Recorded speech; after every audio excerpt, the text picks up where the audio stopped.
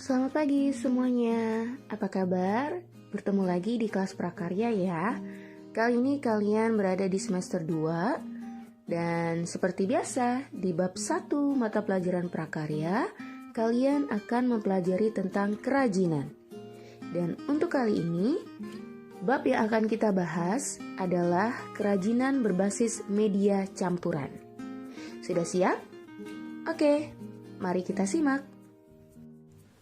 Oke, amatilah gambar di bawah ini.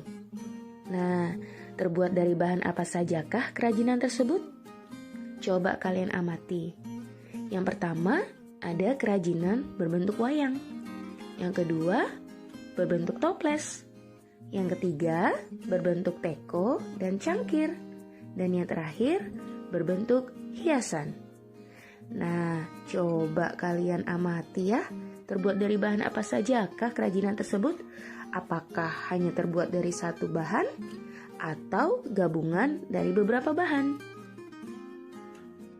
Kalian bisa temukan jawabannya setelah menyimak penjelasan berikut.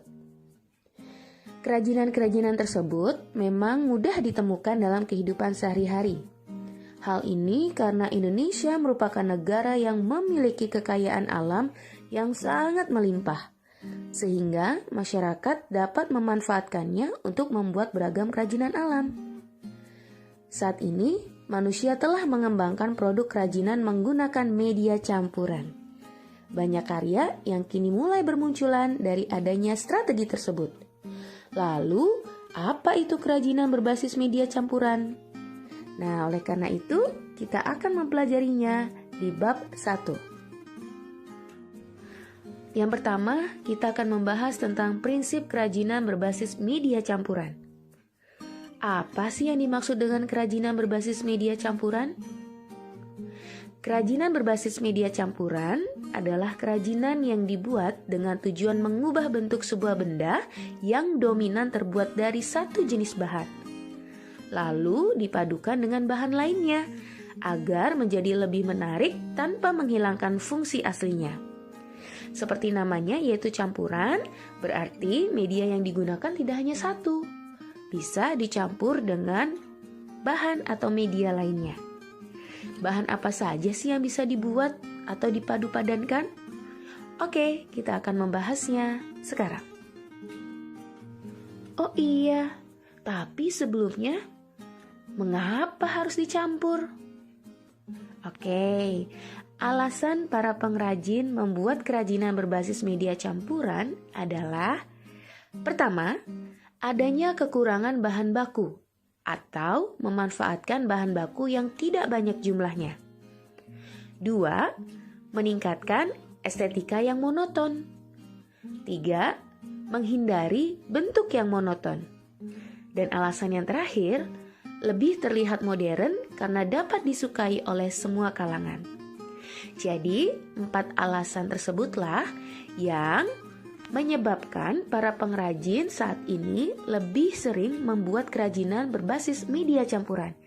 Ingat, konsep campuran berarti pengrajin mencampur media atau bahan untuk membuat kerajinannya, tidak hanya dari satu bahan. Prinsip kerajinan berbasis media campuran. Prinsipnya, kalau kita ingin membuat kerajinan dengan berbasiskan media campuran, yang pertama, penggabungan berbagai bahan yang tidak memiliki reaksi kimia tertentu, yang bisa membuat bahan lainnya terkikis atau berkarat. Jadi kalau kalian ingin membuat kerajinan dari 2 atau 3 bahan, kalian harus pastikan bahwa bahan yang digunakan itu tidak menyebabkan bahan yang lainnya rusak. Ya. Yang kedua, bahan yang digunakan berbagai jenis, bisa lebih dari satu. Seperti yang sudah saya sampaikan, dari kata campuran berarti mencampur lebih dari satu. Boleh lebih dari satu ya, bisa 2, 3, atau seperlunya. Dan yang ketiga, bahannya bisa bahan homogen. Homogen itu sama, artinya ketika kalian menggunakan bahan alam, kalian mencampurnya atau memadu padankannya dengan bahan alam lainnya. Atau kalau kalian menggunakan bahan buatan, kalian juga bisa memadu padankan dengan bahan buatan lainnya. Tapi kalian juga bisa menggunakan bahan heterogen, yang artinya kalian memadu padankan bahan alam dengan bahan buatan. Prinsip yang keempat, masing-masing bahan memiliki karakteristik sendiri yang saling mendukung terwujudnya keindahan dari produk kerajinan.